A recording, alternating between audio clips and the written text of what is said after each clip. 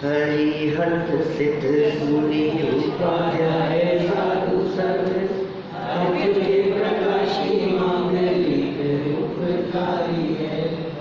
इन्हें को सर्व जाने राधित करी जो भक्ति आए गुण माई स्तुति को चाहिए। धन्य धन्य तीन रीत काज सब राज भरे कर जोड़े बार बार वंदना हमारी है।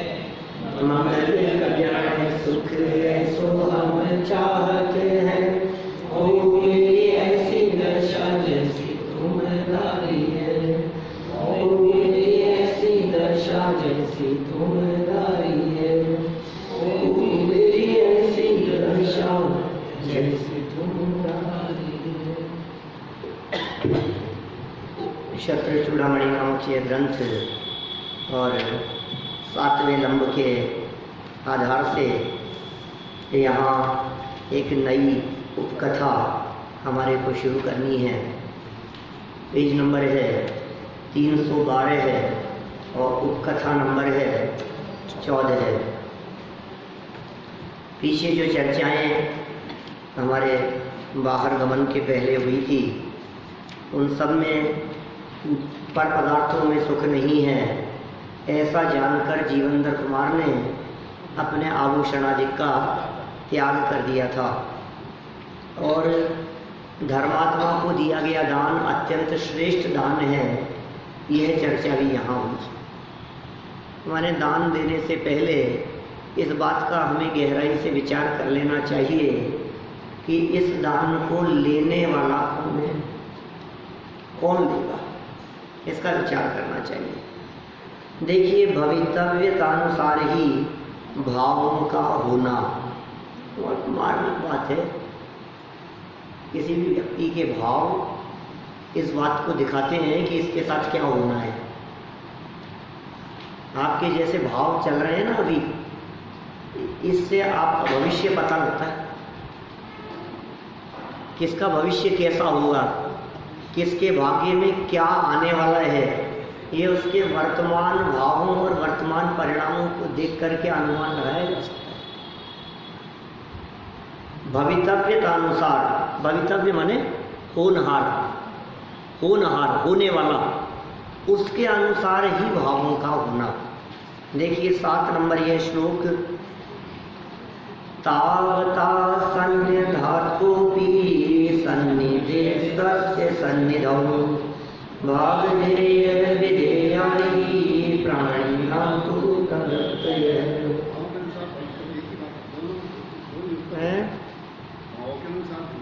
भवितव्यता के अनुसार ही भाव और भाव के अनुसार ही भवितव्य। देखो, इतने में ही कोई पुरुष सज्जनों के उपकारक उन जीवनधर कुमार के पास आया। कितने में? जीवनधर कुमार के मन में यह बात चल रही थी कि कोई सज्जन पुरुष मिले तो मैं उसे ये आभूषण दे दूं। उसके ऐसे भाव चल रहे हैं। और इतने में कोई व्यक्ति आ गया, कोई भाग्यशाली जीवनधर कुमार के पास। निश्चय से प्राणियों की सारी प्रवृत्तियां उनके भाग्य के अनुकूल हुआ करती है। आपकी सारी प्रवृत्तियां, आपकी वर्तमान प्रवृत्ति इस बात को दिखा रही है कि भविष्य में क्या होना है। हमने पिछले सेशन में, इसके पिछले जाने से पहले नदी कहाँ जाके आया हमने, कल गुना पंच कल्याण है ना। तो उससे पहले हमने अंतिम दिन, जिस दिन 8 तारीख को यहाँ चर्चा चली थी, उस दिन ये बात कही थी कि जैसी मति वैसी गति, जैसी गति वैसी मति, तादृशी जायते बुद्धि यादृशी भवितव्यता। बुद्धि भी वैसी हो जाती है जैसी होनहार होती है। जब सियार की मौत आती है तो वो शहर की तरफ भागता है। विनाश काले विपरीत बुद्धि, ये सारी बातें, जो कहावतें, जो प्रसिद्ध वाक्य, जो उक्तियाँ इस जगत में चलती हैं, आखिर ये क्या बताती हैं? आपकी होनहार कोटि दिख रही है, आपकी इस वर्तमान प्रवृत्ति को देख करके पता लग रहा है। जो व्यक्ति समझ लीजिए बाइक चला रहा है और 100 की स्पीड से चला रहा है, 100-110 की स्पीड से चला रहा है, तो कहते हैं इसकी जो ये प्रवृत्ति दिख रही है ना, ये ऐसा लगता है कि इसकी कोई बड़ी दुर्घटना होनी है, इसको ऊपर जाने की जल्दी है, जहाँ भी जाएगा। माने उसकी वर्तमान प्रवृत्ति को देखकर इस बात का अनुमान लगाया जा सकता है कि ये क्या होना है इसके साथ में। एक बालक खूब पढ़ता हुआ दिखाई दे रहा है, खूब मेहनत करता हुआ दिखाई दे रहा है, तो उसकी होनहार दिखाई दे रही है कि बहुत अच्छे नंबरों से पास होगा और टॉप करेगा, ये दिख रही है उसकी होनहार। और दूसरा उससे उल्टा हो, मान लो क्या उसका पढ़ने में मन नहीं लगता, तो इसका मतलब क्या है, इसकी होनहार दिखा रही है कि क्या होना है इसके साथ। माने वर्तमान भावों को देखकर भविष्य, और भविष्य में जैसा होना हो उसके अनुसार ही भाव होते हुए दिखाई देते हैं। देखिए सरल अर्थ, इतने में कोई सज्जन पुरुष जीवंतर कुमार के सामने आता है, क्योंकि भवितव्यतानुसार ही जीव के भाव होते हैं। विशेषण देखिए, सामने आया हुआ सज्जन पुरुष एक निर्धन किसान है जो आ गया है, किसान है, गरीब है, उसे सहज ही जीवंतर कुमार के सामने आने का भाव हुआ। स्वभाव, निमित्त आदि पांचों समवाय प्रत्येक कार्य के समय होते ही हैं। जानते 5 समवाय? बोलो।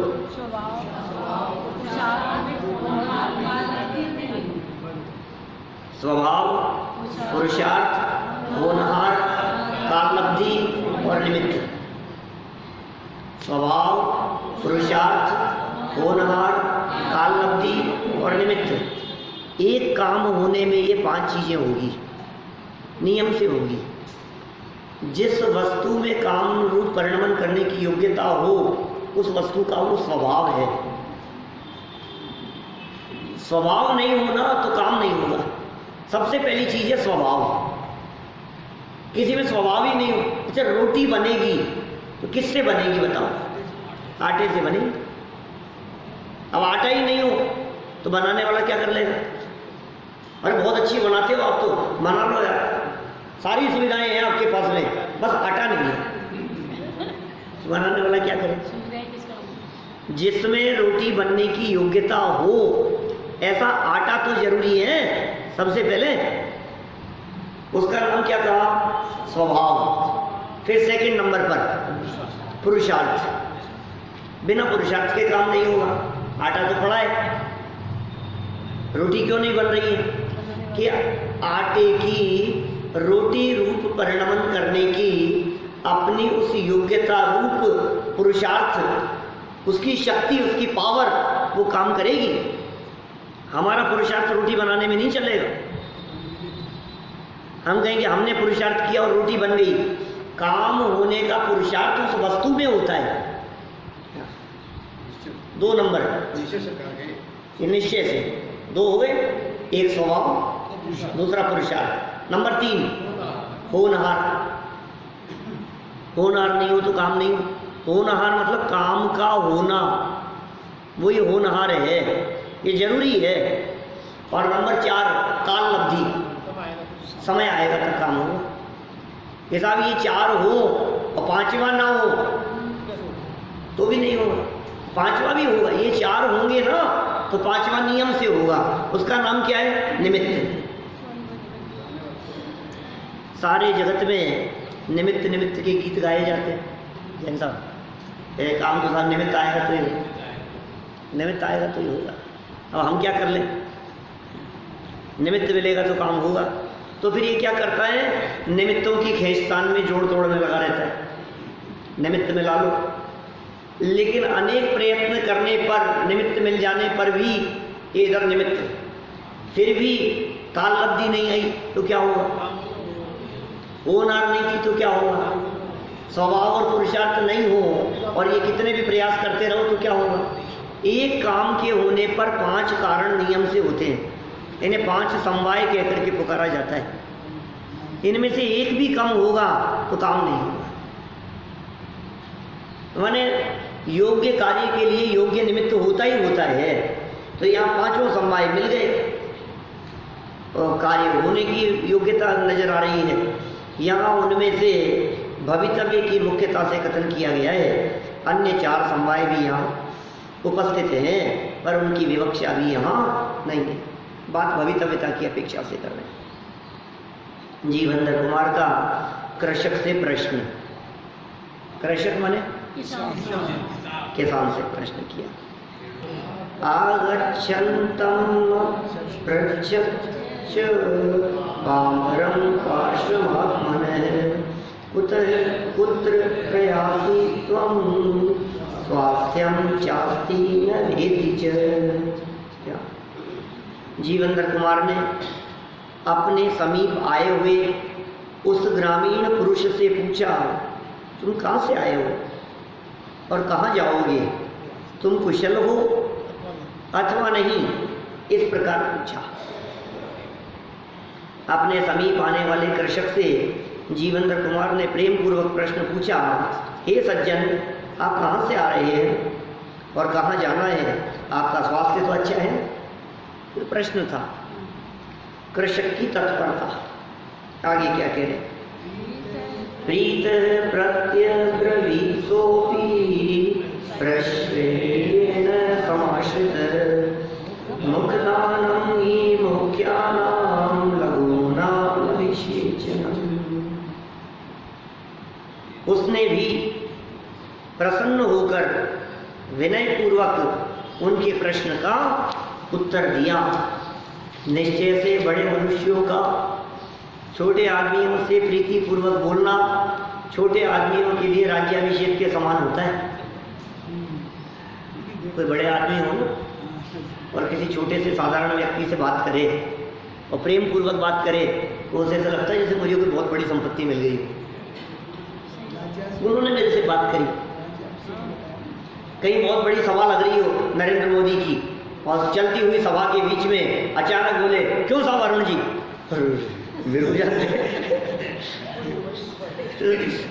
इतने लोगों के बीच में इन्होंने मेरा नाम ले लिया, तो ये कैसा लगता है अंदर से। माने किसी भी बड़े व्यक्ति के द्वारा जो महान हो, जो समाज में श्रेष्ठ हो, और उनके द्वारा किसी व्यक्ति से और मंच से नीचे उतरने के बाद में आपके कंधे पर हाथ रखे, और साहब ठीक है तो कहना ही क्या है? मतलब राजा साहब ऐसी बात करें, बड़े लोग इस तरह की बात करें, कोई भी व्यक्ति समाज में श्रेष्ठ हो, किसी बड़े पद पर हो, वे यदि इस तरह की बात कर ले में तो साधारण व्यक्तियों के लिए ये बहुत बड़ी बात होती है। ऐसा प्रतीत होता है मानो किसी ने हमारा राज्याभिषेक कर दिया हो, राज्य मिल गया हो। देखिए सरलार्थ, कृषक अत्यंत प्रसन्न होकर उत्तर देने को तत्पर हुआ, क्योंकि महापुरुषों का सामान्य व्यक्ति से प्रीतिपूर्वक बोलना ही उन्हें राज्याभिषेक के समान होता है।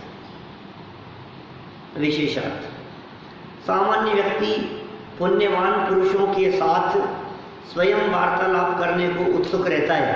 देखो, अब सामान्य व्यक्ति तो ये चाहता है कि मैं बोलूं, इनके साथ एक सेल्फी हो जाए, एक फोटो इनके साथ में खिंच जाए, तो सामान्य व्यक्ति तो उत्सुक रहता है। ऐसी स्थिति में जीवेंद्र कुमार द्वारा परिचय पूछने पर कृषक के आनंद की सीमा न रही। उसने प्रसन्नतापूर्वक अपना परिचय देना आरंभ किया। सरल सरल बातें हैं, तो कथा चल रही है यहाँ। तो आगे बढ़े, इनका वार्तालाप, कृषक और कुमार का वार्तालाप। इतस्ततो मया मय्य गम्यते कार्य काम्यया स्वास्थ्यं स्वास्थ्यतमं भूयात् कार्ये प्यार्य दृशोमम्। हे पूज्य, मैं कार्य की इच्छा से इधर उधर जा रहा हूँ। मेरे कार्य में आपके दर्शन से सुख और भी अधिक सुख हुए। क्या जवाब दिया उसने, बातचीत करना शुरू किया। कहाँ से आए हो, कहाँ जा रहे हो? ये जब प्रश्न किया तो किसान ने जवाब दिया, भाई मैं तो अपने काम से जा रहा था, इधर उधर जाता आता रहता हूँ अपने काम से, और सहज ही बीच में आपके दर्शन हो गए तो मुझे लगता है कि और भी अधिक सुख मुझे मिलेगा। हे सम्माननीय महापुरुष, मैं अपने कार्य से ही इधर उधर आता जाता रहता हूँ, आप जैसे असाधारण मनुष्य के दर्शन से मुझे और अधिक सुख की प्राप्ति हो, ऐसा आपसे नम्र निवेदन है। मुझे तो आपका आशीर्वाद ही नहीं, क्या चाहिए? देखो, आशीर्वाद मांगने वाले व्यक्ति के हृदय में कितनी सज्जनता है। कोई दुष्ट होता तो कहता कुछ दे दो ना, थोड़ा सा, आपके पास तो बहुत कुछ है, मांगने लग जाता। लेकिन सज्जन लोग किसी से कुछ मांगते नहीं है, अत्यधिक कष्ट की परिस्थिति होने पर भी कुछ डिमांड नहीं रखते। तो क्या चाहते हैं, क्या अपेक्षा रखते हैं? कुछ नहीं, बस आपका तो आशीर्वाद मिले, हमें और क्या चाहिए। बड़ों का आशीर्वाद हो, ज्ञानियों का आशीर्वाद हो, बड़े महान पुरुषों का आशीर्वचन, आपका समागम और आपका सानिध्य मिले, इससे ज़्यादा और हमें क्या चाहिए? हम तो इतने में ही सुखी हो जाएंगे। देखिए, सुख का स्वरूप बतलाते हैं आगे 11 नंबर श्लोक, छोटी छोटी सी बातें हैं सब। इत्युक्तेन कुमारेण प्रत्युक्तो वृषलः पुनः स्वास्थ्यं नाम कृष्यादि जायमानं कृषिवल। कृषक द्वारा कुमार से इस प्रकार कहे जाने पर कुमार ने फिर उस किसान से कहा, हे किसान, खेती आदि कर्मों से उत्पन्न सुख सच्चा सुख नहीं है? लो, ये भी क्या बात कर रहे हैं। एक आदमी किसान, ना समझ गरीब आदमी, इधर उधर भागता दौड़ता रहता था, काम करता था, खेती करता था। अब ये उनसे, जीवेंद्र कुमार उनसे भी ये बात करने लगे कि खेती में होने वाला सुख सच्चा सुख नहीं है, न स्वास्थ्य नाम, ये सच्चा सुख नहीं है। कृषक के विनम्रता पूर्वक सरल वचन सुनकर जीवेंद्र कुमार ने उसे वात्सल्य पूर्वक समझाया, हे कृषक, खेती आदि कर्मों उद्योगों से उत्पन्न होने वाला सुख सच्चा सुख नहीं है। ओहो, अकेले खेती की बात नहीं कह रहे, सारी बातें गर्भित हो गई इसमें। कौन सी? ये षटकर्म जिनकी चर्चा नीचे करने वाले हैं। तुम्हें ऐसे लगता है अच्छे भोजन में सुख मिल गया, तुम्हें ऐसे लगता है अच्छा पैसा कमा लेंगे तो सुखी हो जाएंगे, अच्छी जॉब लग जाएगी तो सुखी हो जाएंगे, खूब धन मिलेगा, परिवार में सुख शांति होगी तो सुख हो जाएगा, यही लगता है ना आपको? ये यहाँ कह रहे हैं ये सुख सच्चा सुख नहीं है। षट कर्मोत्पन्न सुख का स्वरूप, षट कर्मोपस्थितं स्वास्थ्यं तृष्णा बीजं विनश्वरम् पापेतुः परापेक्षी दुरंतं दुख मिश्रितम्। असी मसी, असी माने क्या होता है? तलवार। असी, असी माने तलवार, मसी माने स्याही, मसी स्याही लिखने के लिए, कृषि खेती, सेवा, सेवा माने सर्विस, शिल्प हाथ से काम किया जाना, चाहे वो घड़े बनाने वाले हों, चाहे मूर्तियाँ बनाने वाले हों, चाहे कारपेंटर हों, ये सब क्या है? मकान बनाने वाले हों, शिल्प, कलाकार, और वाणिज्य माने बिजनेस, व्यापार। ये 6 कलाएं हैं, ये 6 प्रकार की शिक्षा राजा ऋषभदेव ने दी थी। असी मसी कृषि विद्या शिल्प वाणिज्य। देखिए, इन 6 कर्मों से उत्पन्न सुख तृष्णा का कारण। ओहो, ये जो इनसे जो सुख उत्पन्न हुआ, क्या तलवार चलाता है, कोई व्यक्ति युद्ध क्षेत्र में अच्छी तलवार चलाता हो, शत्रुओं के सर कलम कर देता हो, तो कितना सुख होता होगा उसको। इसी तरह से कोई व्यक्ति की राइटिंग बहुत सुंदर है, मोतियों जैसे अक्षर चमकते हैं और वो लिखते ही ऐसा लगता है कि यार कितना सुंदर है, स्वयं को भी अभिमान होता है और दूसरे लोग भी प्रशंसा और तारीफ किया करते हैं। ऐसी खेती करके, सेवा करके, अनेक प्रकार की कलाओं से युक्त कलाकृतियाँ इस तरह की बनावे, तो ये कह रहे हैं कि इससे उत्पन्न जो सुख है वो तृष्णा का कारण है। तृष्णा और विनाशशील, एक तो तृष्णा का कारण है, एक विनाशशील है, एक पाप का कारण है, दूसरे की अपेक्षा रखने वाला है और अंत में दुख देने वाला है और दुख से मिश्रित है। हमें जितना सुख दिखता है घर गृहस्थी में, वो इन्हीं चीजों में दिखता है। बता, नहीं तो क्यों दौड़ रहा है? बिजनेस के लिए क्यों दौड़ रहा है? में सुख लगता है ना हमारे को, हमें ऐसे लग रहा है कि ये थोड़ा सा और, अरे कितना सुंदर, कला को भी पसंद करता है, अच्छा मकान होना चाहिए, अच्छा इंटीरियर होना चाहिए, क्या ये इतनी सुंदर होनी चाहिए, ये जो टेबल बनाई है ना ये ऐसी सुंदर डिजाइन की होनी चाहिए, ये ऐसी दिखनी चाहिए। और तो और माने कदम कदम पर इसको ऐसे लगता है कि इन कार्यों को करके मैं सुखी हो जाऊंगा। ये 6 बातें यहाँ कही गई है, लेकिन भाई इन 6 बातों में तृष्णा गर्भित है, संतुष्टि नहीं मिलती है इसको। बोलो जयपुर की कौन सी कॉलोनी में बंगला बनाए कि सुखी हो जाए? किसी में बना लो। कहाँ पे? किसी में बना लो, फिर उसके बाद क्या होता है? दुखी है, सुख थोड़ी में मिलता है। फिर लगता है कि यहाँ नहीं, यहाँ होना चाहिए, अरे यार यहाँ तो, यहाँ से ज़्यादा तो वहाँ, क्या वहाँ मिल रहे हैं, वहाँ ऐसे बन रहे हैं, नई टेक्नोलॉजी से बन रहे हैं। तो आपके अभी वो जो नए जो बन रहे हैं ना, वहाँ तो गैस लाइन भी डली हुई है। क्या अभी यहाँ तो सिलेंडर आता है रखने के लिए, वहाँ तो ऐसी सुविधाएं हैं, वहाँ तो 24 घंटे पानी की सुविधा है, कितनी तरह की चीज़ें, वहाँ तो जिम है, वहाँ तो स्विमिंग पूल है, वहाँ तो ये है, वहाँ तो ये फैसिलिटी है कि ये इसमें नहीं है, ये वहाँ मिलेगी आपको। उस सोसाइटी के अंदर ऐसा है, वो ऐसा है, ये सोचता रहता है, बस आगे आगे विचार करता रहता है ऐसा। ये तृष्णाओं का अंत नहीं है। और सुनो, ये 6 की 6 बातें विनाशशील है, परमानेंट नहीं है। जिन 6 की हम यहाँ चर्चा कर रहे हैं, इन 6 में से कुछ भी परमानेंट नहीं है, विनाशशील है, पाप का कारण है। इनके साथ में आप क्या करेंगे? पाप कमाएंगे, ये पाप का कारण है। और दूसरे की अपेक्षा रखने वाला है, ये सारी चीजें हैं और उनकी अपेक्षा रखती है और अंत में दुख देने वाली है। कि साहब फिर भी कुछ भी कहो, सुख तो मिल ही रहा है कि दुख मिश्रित सुख है,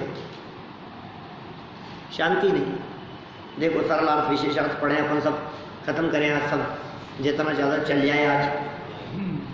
असी, मसी, कृषि, सेवा, शिल्प और वाणिज्य, इन 6 प्रकार के कर्मों उद्योगों से उत्पन्न सुख तृष्णा का कारण है, विनश्वर है। क्या ये तृष्णा का कारण है और विनश्वर है, पाप का उत्पादक है, पाप उत्पन्न करने वाला है और दूसरों की अपेक्षा रखने वाला है, अंत में दुख देने वाला है, दुख से मिला हुआ है। ऐसा समझ में यही बात हमारे को अभी समझाएंगे एक एक बात को। देखो विशेषण, कर्म शब्द का अर्थ यहाँ उद्योग से है, उद्योग को कर्म कहा गया है। 6 प्रकार के उद्योगों, आजीविका के साधनों का स्वरूप निम्न प्रकार है। 2 पेज का प्रकरण है, पूरा पढ़ूंगा अभी। देखो 80 कर्म, 80 कर्म। सेना में सैनिक बनकर धन कमाने रूप उद्यम करना, पैसा खूब मिलेगा।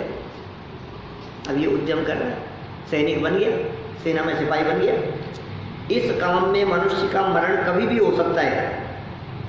हाथ से असी अर्थात तलवार लेकर हमेशा लड़ने का काम करना, जहाँ मरण निश्चित है फिर भी वहाँ मनुष्य अनेक वर्षों तक जीता है, यह आश्चर्य है। बोलो, ये पहले कर्म की परिस्थिति बतला दी इन्होंने यहाँ। तुम क्या सोच रहे हो? जिस व्यक्ति ने अपनी आजीविका के लिए सैनिक का काम चुना है, सेना में भर्ती हुआ है, इसका मतलब उसने तो बुद्धिपूर्वक अपनी मौत को चुना है। वहां से रिटायर्ड होकर के छूटेगा इसकी गारंटी नहीं है, क्या पता कब जीवन पूरा हो जाए। तो ये तो चुनते समय ही ये बात निर्णित दिखाई दे रही है ना कि तेरे साथ परिस्थिति क्या बन सकती है, कब शत्रु की गोली खाने का समय आ जाए। इसलिए निरंतर ये इनको ट्रेनिंग देने वाले ये प्राण फूटते रहते हैं, इनमें उत्साह भरते रहते हैं, इनमें जोश भरते रहते हैं कि ढीले नहीं पड़ जाए, हर समय मरने के लिए तैयार रहें। ये बात उनके जहन में इस तरह से मिला दी जाती है कि वो तैयार रहते हैं कभी मरने के लिए। लो, तो दुख है कि आनंद है उसमें? मज़ा तो आता होगा, क्या मज़ा आएगा बोलो? आपके वहाँ एक नाम लिख दिया जाएगा अमर जवान ज्योति पे, और क्या होगा?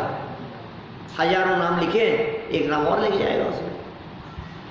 ये तलवार लेकर के और युद्ध क्षेत्र में जाकर 6 खंड को जीतने का जो आनंद चक्रवर्ती को आता है, वो भी जाके नाम लिख लेता है। एक नाम लिख लेता है वृषभाचल पर्वत के ऊपर जाकर के, और वहां जाकर के नाम लिखता है तो देखता है कितने नाम भरे हुए। देखिए क्या करें, देखो मसी कर्म आगे क्या कहते हैं। किसी सेठ साहूकार की दुकान पर, कार्यालय या कारखानों में लिखा पढ़ी का काम करके धन कमाना, इसे मसी कर्म कहते हैं।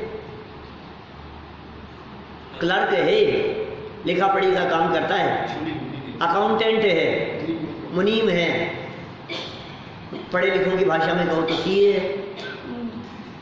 सीए मतलब क्या होता है? मुनीम जी।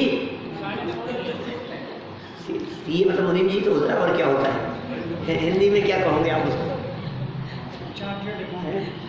चार्टर्ड अकाउंटेंट तो इंग्लिश का ही शब्द है, सीए। वो तो फुल फॉर्म बता दिया आपने उसकी, शॉर्ट में सीए कह दिया। ये मुनीम जी हो गए हैं पढ़ लिख करके। तो इसमें मालिक तथा अधिकारी की आज्ञा में रहने से पराधीनता है। वहाँ पराधीनता का दुख भोगना अनिवार्य है। पराधीन सपने सुख नाही, ये परतंत्रता है। वहाँ तो उसको उसके अनुसार काम करना पड़ेगा, मालिक के अनुसार काम करना पड़ेगा, सब उसके हिसाब से उसने जो निर्देश दिया है उस निर्देश का पालन करना पड़ेगा। तो ये जो तुम्हें सुख दिखाई दे रहा है, अरे कितनी खुशी, देखो आप सीए में पूरे भारत के अंदर 25वीं रैंक आई है, 15वीं रैंक आई है, और ये खुश होता रहता है। क्यों? नौकरी के लिए तैयार है। अब क्या होगा आगे देखो, 3 नंबर कृषि कर्म, खेती। खेती करने को कृषि कर्म कहते हैं। इस कार्य में गर्मी, वर्षा, ठंड, तीनों ऋतुओं की विषम परिस्थितियों में ही प्रकृति के प्रकोप को सहते हुए काम करके कष्ट उठाने पड़ते हैं। सर्दी, गर्मी, बरसात कुछ भी हो, प्रकृति कैसी भी हो बाहर में, उनको भयंकर गर्मी में भी वो काम करना ही पड़ेगा। किसान हल चलाना ही पड़ेगा, हल जोतना पड़ेगा, बीज बोने पड़ेंगे, काम करना पड़ेगा, खाद डालनी पड़ेगी, सब मेहनत करते हैं बहुत। माने खेती के काम में कितनी मेहनत होती है ये उन किसानों के शरीर को देख करके पता लगता है। बोलो, किसी भी किसान के शरीर ऐसे नहीं होंगे जैसे यहाँ शहर में हम लोगों के बैठे हुए लोगों के। उनकी जो हड्डियाँ निकली हुई दिखाई देती किसानों की, क्या ये इस बात को दिखाता है कि वे कैसे हाड़ तोड़ मेहनत करते हैं, कितनी मेहनत है उनकी, कितने कष्ट उठाने पड़ते हैं। इस कार्य में अति प्रतिकूल वातावरण में भी काम करना अनिवार्य होता है। तो भी धन प्राप्ति का कोई निश्चित भरोसा नहीं रहता। बोलो, भयंकर बारिश, पाला पड़ गया, ओले गिर गए, फसलें खराब हो गई, तो कोई गारंटी नहीं है। इतने कष्ट सहने के बाद भी उन्होंने जो काम किया सुखी होने के लिए, गारंटी क्या है सुख मिलने की? एक से दो बुखार आ रहा है और करना ही पड़ेगा, उस समय फसल पक्की खड़ी है तो करना ही पड़ेगा, साहब खराब हो जाएगी। बुखार में भी काम करें, बुखार में भी काम करना पड़ेगा। चलिए 4 नंबर, सेवा कर्म। सेवक के रूप में दूसरों की नौकरी करना, ये सेवा कर्म। संपन्न लोगों के यहाँ झाड़ू लगाना। बोलो, अभी भी कौन लगाता हुआ झाड़ू? लगाते हैं अच्छे अच्छे पैसे वाले लोग झाड़ू लगाते देखे हैं हमने। यहाँ भले ही न करें, लेकिन प्रदेश में जाके करते हैं। धन कमाने के लिए न मालूम क्या क्या करते हैं। यहाँ कौन देख रहा है? दूसरों के यहाँ $1000 मिलेंगे, कोई बात नहीं, आपके यहाँ झाड़ू लगा दिया करूँगा मैं। झाड़ू लगाने के लिए तैयार है। 70,000 मिल रहे हैं, बोलो क्या करना है? क्या कोई बात नहीं, या कौन जानता है मेरे को है? तो क्या फर्क पड़ता है? ऐसे काम करता है व्यक्ति। पेट्रोल पंप पे पेट्रोल कर लेता है, वहाँ जाकर के मॉल में नौकरी कर लेता है, ये छोटे छोटे मोटे काम करके पैसा कमाता है। प्रदेश में जाकर के रसोई बनाना, पानी भरना आदि काम करके आजीविका प्राप्त करना, ये सेवा कर्म कहलाता है। श्रम करना तो अनिवार्य रहता ही है, और साथ ही साथ हीन भावना से मानसिक दुख उठाना पड़ता है। ये भी कोई तकलीफ कम नहीं है, लेकिन क्या करें, मजबूरी है। चलो और आगे बढ़ो, देखिए और आगे क्या कहते हैं। ये कितने कर्म हो गए? 4 हो गए यहाँ तक। अब 5वां कर्म, शिल्प कर्म। पीतल, पत्थर, लोहा आदि पदार्थों पर कलाकृति तैयार करने रूप कार्य तथा महल, मंदिर आदि बनाने का कार्य शिल्प कर्म कहलाता है। हाथ का हुनर है, कला है इनके पास में, तो बनाते हैं। ग्राहकों की प्रसन्नता और मालिकों की इच्छा पर यह कार्य अवलंबित रहता है। इतनी सुंदर हमने डिजाइन बनाई, लेकिन सामने वाले को पसंद ही नहीं है। हमने तो ये मेहनत करके दिन रात एक कर दी है, और सामने वाले को कहने में क्या लगा? मजा नहीं आया। तुम्हारा एक वाक्य हमारे सारे करे कराए में पानी फेर दिया। बोलो, ये जितना शिल्प कर्म की बात कही है ना, शिल्प कर्म, सेवा कर्म, इन सब में प्रशंसा चाहता है व्यक्ति। डोसे बनाए और उनसे पूछा कैसे लगे? ये मजा नहीं आया। 3-4 घंटे लग करके काम भी किया है, मजा भी नहीं आया। तो क्या क्या चाहता है व्यक्ति? प्रशंसा सुनना चाहता है। ग्राहकों की प्रसन्नता, उनके लिए काम, माने काम करने वाले व्यक्तियों का की प्रसन्नता वो मालिकों की इच्छा पर और वो कार्य पे अवलंबित करती है। क्या करना? आगे देखो आप और क्या कहते हैं। वाणिज्य कर्म, व्यापार। व्यापार में तो बड़ा अच्छा है। क्या पता ये चलते हुए व्यापार के बीच में अचानक क्या हो जाए। बड़े बड़े लोग हैं, अरबों खरबों में खेलने वाले लोग खत्म हो जाते हैं। अनिल अंबानी जैसों की क्या हालत है आज बताओ। कर्जा चुकाने के लिए व्यवस्था नहीं है। अंबानी की बात कर रहा हूं मैं। एक भाई की क्या स्थिति है और दूसरे भाई की क्या स्थिति है। और वो नीरव मोदी जैसे समझ लो, तो या वो कौन किंगफिशर वाला विजय माल्या। देखो आप कैसे कैसे मतलब किस लेवल पर पहुंचने के बाद में भी व्यक्ति कहाँ आ जाता है। बोलो, तो हमारे पास में है क्या? क्या दम है? दिन फिरते देर नहीं लगती, एकदम फिर जाते हैं दिन, एकदम समय बदल जाता है। समय नहीं लगता, समय बदल जाने में समय नहीं लगता है। तो आप सोच रहे हो हमारे पास में है क्या जो और बदलेगा? क्यों? बदल के अच्छा भी तो हो सकता है। आप इस वाक्य का अर्थ यही क्यों लगा रहे हैं कि हमारे पास तो कुछ नहीं है यार, और क्या बदलेगा? पहले कुछ नहीं है कि नहीं, ऐसा बदल सकता है कि आपके पास में अपार संपदा हो जाए, एकदम ऐसा समय बदल जाए। हैं भगवान हो जाएगा और क्या, समय नहीं लगता, एकदम सम्यक दृष्टि हो जाएगी। देखो आगे वाणिज्यकरण, जीवनोपजीवी योगी अनाज, जीवन उपयोगी अनाज, कपड़ा, सोना, चांदी आदि वस्तुओं के क्रय विक्रय का काम करके धन कमाने को वाणिज्यकरण कहते हैं। सब आ गया इसमें, आदि में फर्नीचर भी आ गए, आदि में सारी चीजें आ गई। अनाज इधर उधर करते हो, चाहे कपड़ा चाहे सोने चांदी का करते हो, इन वस्तुओं के खरीदना और बेचना, कम में खरीदना और ज़्यादा में बेचना, ऐसा करके धन कमाने को वाणिज्यकरण कहते हैं। सुख सुविधा युक्त अपने घर को छोड़कर वस्तुओं के खरीदने बेचने के लिए देश विदेश की यात्रा करने में अनेक प्रकार के कष्ट उठाने पड़ते हैं। क्या करें साहब, बिजनेस के लिए दौड़ना पड़ रहा है, आज इस देश में, आज उस देश में, आज इस शहर में, कभी एक्सपोर्ट के लिए जाता है, कभी बेचने के लिए जाता है, कभी किसी ग्राहक से मिलने के लिए जाता है, कभी वसूली के लिए जाता है, भागता दौड़ता रहता है, परदेश भ्रमण करता रहता है। क्यों? व्यापार के सिलसिले में। चलो खत्म करें, अभी तो इनमें दुख दिखाएंगे, अभी तो इनमें क्या क्या तकलीफें हैं। पूर्वोक्त 6 प्रकार का उद्योग करने पर धन की प्राप्ति होती है। ये जितने काम किए गए ये सब धन प्राप्ति के लिए किए गए। धन से पंचेंद्रिय के भोग, उपभोग की वस्तुएं प्राप्त होती है। भोग्य वस्तुओं के संयोग से रागी जीव की आकुलता कथनचित मिटती है। उसे यहाँ षट कर्मों से उत्पन्न सुख कहा है। आकुलता थोड़ी सी कम होती है, बिजनेस बढ़ने लगता है तब। यह सुख वास्तव में सुख नहीं है, अपितु तृष्णा का बीज होने से दुख रूप ही है। इसका खुलासा इस प्रकार है। देखो भाई खुलासा देख क्या कहते, पढ़ते जाओ धीरे धीरे। यह सुख तृष्णा का बीज हो, यह सुख तृष्णा का शमन नहीं करता, अपितु तृष्णा को बढ़ाता है।